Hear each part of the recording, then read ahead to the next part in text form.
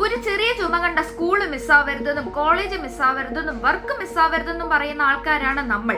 School മിസ്സാവാതിരിക്കാൻ വേണ്ടി കുട്ടികളുടെ വായിലേക്ക് ഒഴിച്ചു കൊടുക്കുന്ന കഫ് സിറപ്പാണ് ഇന്നത്തെ വില്ലൻ. 20 കുട്ടികളുടെ ജീവൻ എടുത്ത കോൾഡ്രിഫിനെ കുറിച്ചാണ് നമ്മൾ ഇന്ന് ഡിസ്കസ് ചെയ്യാൻ പോകുന്നത്. ഇനി മക്കളുടെ വായിലേക്ക് ഒഴിച്ചു കൊടുക്കുന്ന ഓരോ തുള്ളി കഫ് സിറപ്പും അളന്നും മുറിച്ചും മാത്രം നോക്കാതെ ഇൻഗ്രീഡിയൻസും കൂടെ വായിച്ച് നിങ്ങൾ ആ കഫ് സിറപ്പ് കൊടുക്കുക. എഴുതി തരുന്ന പ്രിസ്ക്രിപ്ഷൻ വായിക്കാൻ പോലും പറ്റാത്ത പ്രിസ്ക്രിപ്ഷൻ ആകുമ്പോൾ തരുന്ന കഫ് സിറപ്പുകളുടെ മൂല്യം എത്രത്തോളം ഉണ്ടെന്നുള്ളത് കണ്ടറിയേണ്ട കാര്യം തന്നെയാണ്. Welcome to our first video of the channel, Coldrif, ആളെ കൊല്ലുന്ന കഫ് സിറപ്പ്.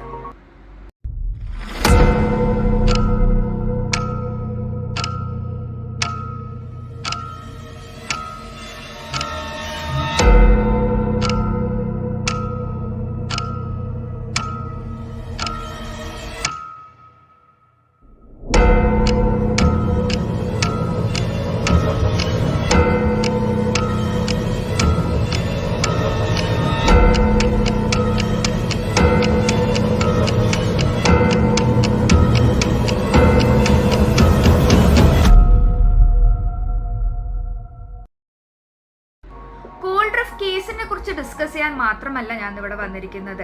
കോൾഡ്രിഫ് കേസിന്റെ പോസ്റ്റ്മോർട്ടം ഫൈൻഡിങ്സിനെ കുറിച്ചും അതേപോലെ തന്നെ എന്താണ് കോൾഡ്രിഫ് ഇത്രയും വലിയൊരു മാരകമായ ടോക്സിൻ സിറപ്പായി മാറാനുള്ള കാരണം. നിങ്ങൾ എല്ലാവരും തന്നെ കണ്ടിട്ടുണ്ടാവും പല രീതികൾ, പല കാരണങ്ങൾ, ഇതിനെക്കുറിച്ചുള്ള പല വാർത്തകൾ. എന്നാലും ഏറ്റവും ഷോക്കിംഗ് ആയി തോന്നിയത് ഫാർമസ്യൂട്ടിക്കൽസിനെതിരെ എന്ത് ആക്ഷൻ ഇവരെടുത്തു കണ്ടറിയേണ്ടതൊന്നാണ്. കഫ് സിറപ്പ് കൊടുത്ത അമ്മയെ അറസ്റ്റ് ചെയ്യാനുള്ള അധികാരം ഫേക്ക് ന്യൂസ് ആവാനായിരിക്കും സാധ്യത. പക്ഷെ പ്രമുഖ മാധ്യമങ്ങളിൽ വന്ന ഈ വാർത്ത തള്ളിക്കളയാനും തോന്നുന്നില്ല. ഇതിനെക്കുറിച്ച് സംസാരിക്കുന്നതിന് മുമ്പ് കോൾഡ്രിഫിനെ കുറിച്ച് സംസാരിക്കാം.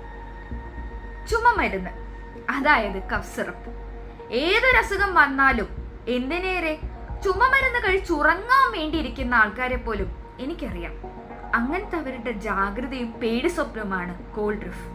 കളി മാറിയത് തമിഴ്നാടാണ്. അതിനു മുമ്പ് ചെറുതായിട്ട് നമുക്ക് ഈ കേസിലേക്ക് വരാം.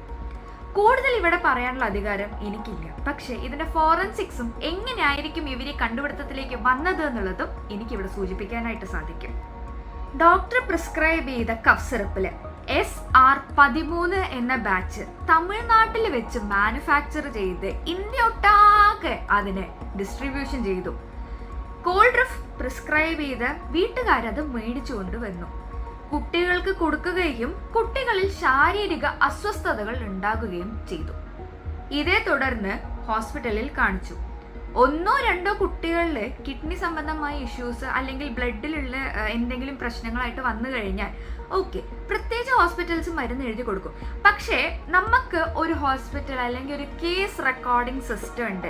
കേസ് റെക്കോർഡിംഗ് സിസ്റ്റം പ്രകാരം ഒരേ സോണിലുള്ള ആൾക്കാർ, അല്ലെങ്കിൽ ഒരേ ഏരിയയിലുള്ള ആൾക്കാർ, ഇല്ലെങ്കിൽ ഒരേ ലൈനിലുള്ള ആൾക്കാർ, ഇല്ലെങ്കിൽ പല പല ഭാഗങ്ങളിലുള്ള ആൾക്കാർക്കും ഒരേ തരത്തിൽ അസുഖം റിപ്പോർട്ട് ചെയ്ത് അതിൽ മരണങ്ങൾ സംഭവിക്കുകയാണെങ്കിൽ അതാണ് ഒരു ടെസ്റ്റിന് നമ്മളെ വിധേയമാക്കുന്നത്.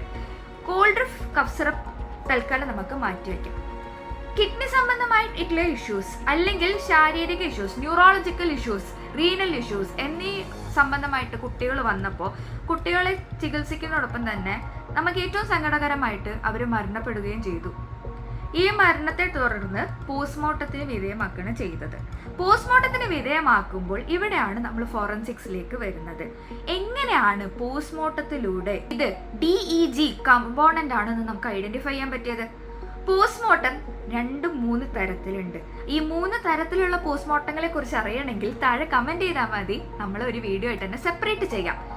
പോസ്റ്റ്മോർട്ടം ചെയ്ത് ഓർഗൻസ് റിമൂവ് ചെയ്യുന്ന സമയത്ത് കിഡ്നിയുടെ ഭാഗത്ത് നെക്രോസിസ് കാണാൻ സാധ്യതയുണ്ട്. ഇനി അടുത്ത ചോദ്യം, എന്താണ് നെക്രോസിസ്? കോശങ്ങളുടെ മരണം. കിഡ്നിയിലെ സ്പെസിഫിക് ലൊക്കേഷൻസിലോ അല്ലെങ്കിൽ കിഡ്നിയുടെ പാതിയോ മുക്കാലോ ഏതാണ്ട് മുഴുവനായിട്ടും കോശങ്ങൾ മരണപ്പെട്ട കണ്ടീഷനിലാണ് നെക്രോസിസ്, കിഡ്നിയിലെ നെക്രോസിസ് സംഭവിച്ചിട്ടുണ്ട് എന്ന് പറയുക. അതായത് കിഡ്നി സെൽസ് മരിച്ചിരിക്കുന്നു. അതുകൂടാതെ തന്നെ ഈ ബ്ലഡ്, യൂറിൻ, അതേപോലെ തന്നെ ബോഡി ഓർഗൻ അനാലിസിസിലൂടെ ഈ ഒരു കെമിക്കൽ കോമ്പോണന്റ് ഉണ്ട് എന്നുള്ളത് കണ്ടുപിടിച്ചു. സ്റ്റെപ്പ് 2, എങ്ങനെ ഈ കോമ്പോണന്റ് എത്തി? ഈ മരണപ്പെട്ട കുട്ടികളിലൊക്കെ കോമൺ ആയിട്ട് കണ്ടുവന്നിരുന്ന ഒരു ഫാക്ടർ, അവർക്കൊരു ഡോക്ടേഴ്സ് പ്രിസ്ക്രിപ്ഷൻ ഉണ്ടായിരുന്നു. ആ പ്രിസ്ക്രിപ്ഷനിൽ ഒരു കഫ് സിറപ്പ് ഉണ്ടായിരുന്നു, കോൾഡ്രിഫ്. ഈ കഫ് സിറപ്പാണ് ഇതിന് കാരണം എന്നുള്ള ഒരു കൺക്ലൂഷനിലേക്ക് ഇവരെത്തുകയാണ്. തേർഡ് സ്റ്റെപ്പ്, ഈ കഫ് സിറപ്പ് ശരിക്കും ഫോൾട്ടി ആണോ എന്നറിയാൻ വേണ്ടി ഇവര് ഒരു അന്വേഷണം നടത്തുകയാണ്. സ്റ്റെപ്പ് 4, ഇൻവെസ്റ്റിഗേഷന്റെ കാലഘട്ടത്തിൽ കണ്ടെത്തി തമിഴ്നാട് ഉണ്ടായിരുന്ന കോൾഡ്രിഫ് ബ്രാഞ്ച്, അതായത് SR13 എന്ന ബാച്ചിൽ DEG കോമ്പോണന്റ് പോസിറ്റീവാണ്. ഇനി DEG കോമ്പോണന്റ് എന്താന്നുള്ളത് ജസ്റ്റ് ഒന്ന് പറയാം. ഡയത്തിലൈൻ ഗ്ലൈക്കോളിക് കോമ്പോണന്റ്. മനുഷ്യന് കൺസ്യൂം ചെയ്യാൻ പാടില്ല എന്ന് 100% സർട്ടിഫിക്കറ്റോട് കൂടി വരുന്ന ഈ സാധനമാണ് കുട്ടികൾക്ക് കൊടുക്കുന്ന കഫ് സിറപ്പിലെ പ്രധാന ഇൻഗ്രീഡിയൻ്റ് ആയിട്ട് മാറിയത്. നിങ്ങളൊന്ന് ആലോചിച്ചു നോക്കൂ, ലീത്തൽ ഡോസേജ്. മാനുഫാക്ചറിങ് യൂണിറ്റുകളുടെ പിഴവ് മാത്രമാണോ അതോ ഇതിന്റെ മുന്നിൽ ഇനി വല്ല വലിയ മാഫിയകൾ ഉണ്ടോ എന്നുള്ളത് കണ്ടു തന്നെ അറിയണം. ഈ കോമ്പോണന്റ് എന്തിനാ യൂസ് ചെയ്യാന്നുള്ളതും കൂടെ നിങ്ങൾ കേട്ടോളൂ. ഈ വാൾപേപ്പേഴ്സ് ഇല്ലേ, അത് ഒട്ടിച്ചത് ഇളക്കി മറയ്ക്കാനും പെയിന്റിലും തിന്നേഴ്സിലും ഒക്കെ ഉപയോഗിക്കുന്ന ഈ കോമ്പോണന്റ് എന്തടിസ്ഥാനത്തിലാണ് കഫ് സിറപ്പിലേക്ക് എത്തിയത്? Testing default. വരുന്ന സംഭവത്തിനെ പ്രോപ്പറായി ടെസ്റ്റ് ചെയ്യാതെ, പ്രോപ്പറായി ലേബൽ ചെയ്യാതെ, അത് കറക്റ്റായിട്ട് എഡിബിൾ കോമ്പോണന്റ് ആണോ എന്ന് പോലും നോക്കാതെ ഈ കളർലെസ് ആൻഡ് സ്വീറ്റ്നെസ് ഉള്ള ഈ ഒരു ഐറ്റത്തിനെ നേരെ കൊണ്ട് കഫ് സിറപ്പിൽ മിക്സ് ചെയ്ത് കുട്ടികൾക്ക് കൊടുക്കുന്നു.